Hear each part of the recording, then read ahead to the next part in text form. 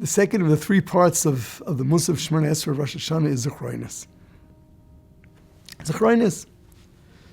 Hashem says, say verses that talk of the fact that I remember you, so that I will remember you to good, for the good, on Rosh Hashaná. What does that mean? What does that mean? Hashem should remember us for the good. Recite verses of his memory of us, of Zicronot. What's this all about? So let's begin. What does it mean that Hashem remembers? Sure, Hashem doesn't forget. Yeah, we say, Atah zocher ma'aseh olam. Hashem, you remember everything. Ein shichol lifnei chisei chvedecha. You don't forget. So what are we trying to say? That Hashem's got a great memory? He doesn't forget anything? What do we mean by that? What do we mean by that? What's meant by Hashem remembering something? Hashem is existence. Hashem is the reality of existence. Him remembering something, he doesn't remember like we remember.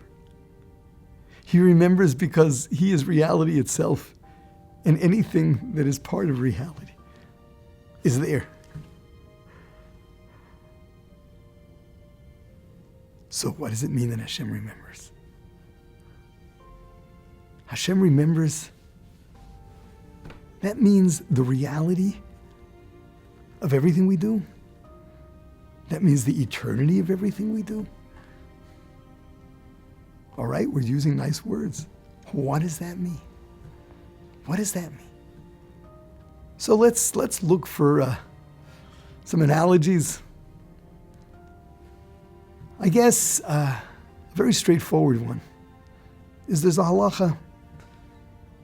If someone experienced a miracle, a real nace, a miracle that is outside the realm of nature, of teva, the halacha is that every time the person passes by that place, he's supposed to say the bracha she'aseh li nes b'makom hazeh, he who performed the miracle for me in this place. The same thing going for a place where Hashem performed miracles for our ancestors. So you have to make the bracha she'aseh nes l'avoseinu b'makom hazeh, in this place. What's that all about?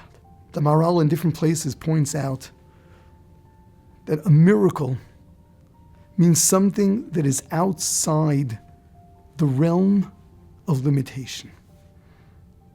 It's not part of the finite world. It's something coming from something beyond that. You see, when Hashem does something that is not part of the teva, not part of nature, that has to be perpetuated, because that is no longer time-bound. Time is a factor of physical nature. When something breaks the barrier of physicality by going against the laws of nature, a miracle, then it's gone past time as well. So every time we pass by it, we say a bracha, because it's still there. It's forever and ever and ever and ever. The eternity of something Hashem did for us lies in the fact that he did not put it under the realm of teva, of nature. See, that being the case, we can speak about human action in those terms as well. And that is that when human beings do things that are natural, all right, they're part of finite existence. When a human being goes against his nature, when a human being goes beyond what his midos will allow him to do, when a human being is a koveshes yitzro, or a human being does more than what his midos will allow him to, he has just left the realm of a limit. And what he did becomes part of eternity. Becomes part of eternity. Of course, the greatest supernatural act that we find in the Torah done by a human being is the Akedah. the Akedah. Avram Avinu, the one who brought chesed to the world, loving kindness. Avram Avinu, who waited for a child till his old age. He gets his son Yitzchak, and yes, Yitzchak looks like he's going to be the future of mankind, and Hashem even promises him that. And then Hashem says, bring him to me as a human sacrifice. This so goes against who Avram Avinu is. His beloved son, Avram Avinu, is more human than any human being. He is the one that brought the pillar of chesed, of loving kindness to the world. Avram Avinu is ready to go and kill his son, bring him as a sacrifice to Hashem. I mean, that is going against every bit of what Avram Avinu is made of. That was a supernatural act. And yes, when Hashem accepted the offering of the ayil, of the ram instead of Yitzchak, so Avram Avinu asked that Hashem accepted it as if he brought Yitzchak. And Chazal tell us, Hashem said that Efro shel Yitzchak, the ashes of Yitzchak, as if he was burnt up, they are munachos befanai tomid. They are there in front of Hashem all the time. They are eternal. They are eternal. The Akedas Yitzchak is eternal.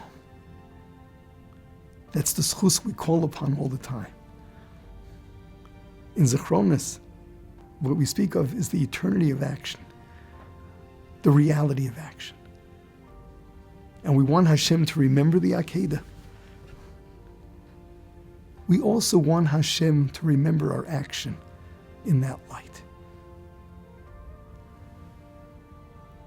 In Ata Zocher, we go through a whole description of what it is that Hashem remembers. And the question is, why do we mention all of that? Hashem remembers a lot of things. Yeah. Maisei ish ufkudosoi. The actions of man, his mission. Alilois mitzadei gover. What are the motives behind what we do? Machshavoi sodo. The thoughts of man. Sachbol oisav, his attempts, things that he never did, but he tried to. V'yitzrei ma'alalei ish. The person's Yetzer Tov and Yetzer Hara. What are the strengths and weaknesses that he had? Why do we say that Hashem remembers all of that? You see, if we understand that the eternity of our action really depends on not just what we did, but what is it in reality, past the nature of the human being? What did I really do? What did I do that was not just a matter of following my Yetzer Hara, going with the midas that Hashem gave me? What did I do that's eternal? So there's a whole equation there. In truly calculating the meaning of everything we do, there are so many parts. And that's what we're talking about in Zicronot. Begins with Masei Ish, of course, what you did. That's the very first thing.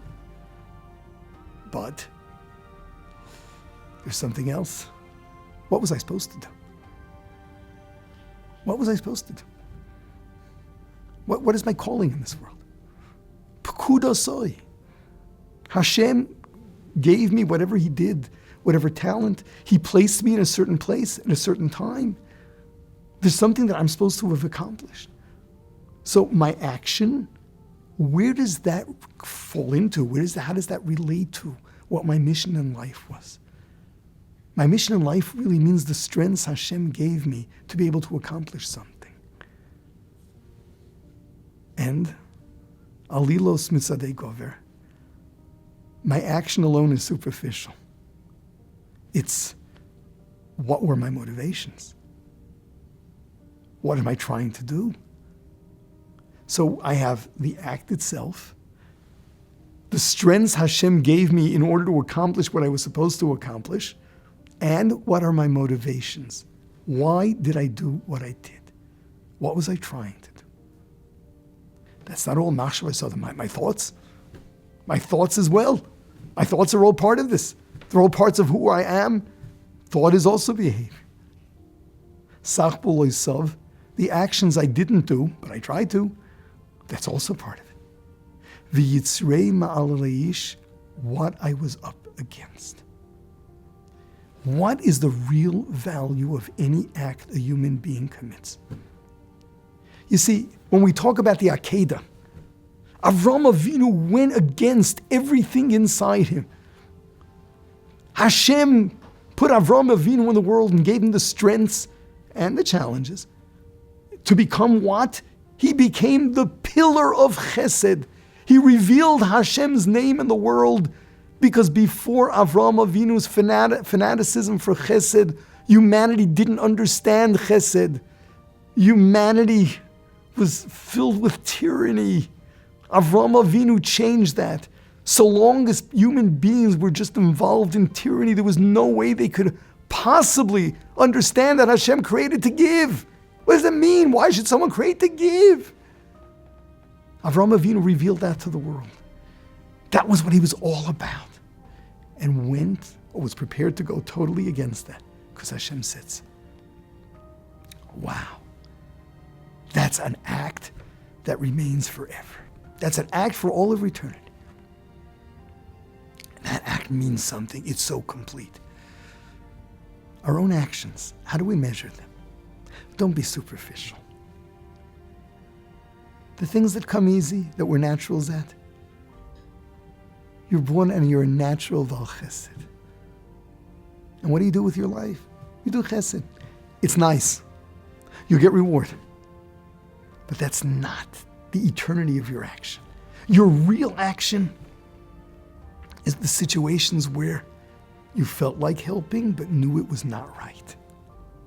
You felt like getting involved, but you controlled yourself and didn't. Oh, wow, that's big. You have to know what comes natural and what doesn't. At the same time, the Yitzrei Malayish, you may be doing something that to another human being is simple, but to you is so difficult.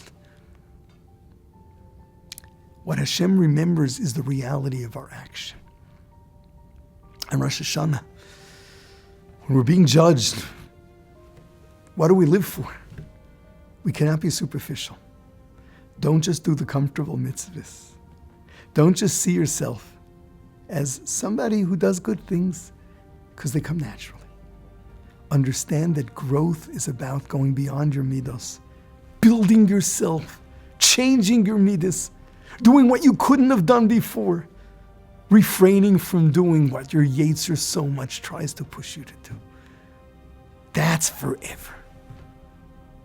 So this aspect of Zicronot is really getting us to appreciate what actions are really, what they're really worth. So that when we do prepare ourselves for Hashem's looking at us and deciding, are we tov? Are we fulfilling His will? It's not just, am I doing a bunch of mitzvahs? What am I doing that's for real, that's eternal? Don't underestimate, don't undervalue what you do. It could be that you're doing so much less than other people, but it comes with so much more difficulty for you. And then it's worth so much more. Or the easy stuff, where even though you may surpass others, but it really didn't involve any struggle. And there's no eternity to that. That's part of your teva. That's part of you're just your natural self. Zicronot, we ourselves have to first understand the eternity of our actions. And then we call upon Hashem to remember the eternity of Klal Yisrael's actions in the Akedah. There's a lot more to that. And we'll talk about that. But Zicronot means understand that Hashem's memory is reality, and the reality of our actions is what are they really worth. And that depends on how hard it was, how much you worked to make it happen, how much of it was really you, or how much was just natural talent, how much of it was just your natural good midas. It's the difficult ones that make your actions eternal, the ones you work hard for. This is reinforcing the work ethic, and at the same time, reviewing your behavior and coming to Hashem and saying, yeah, there are things I did that are eternal, but more importantly, Klal Yisrael eternally lives by the Akid. Remember us.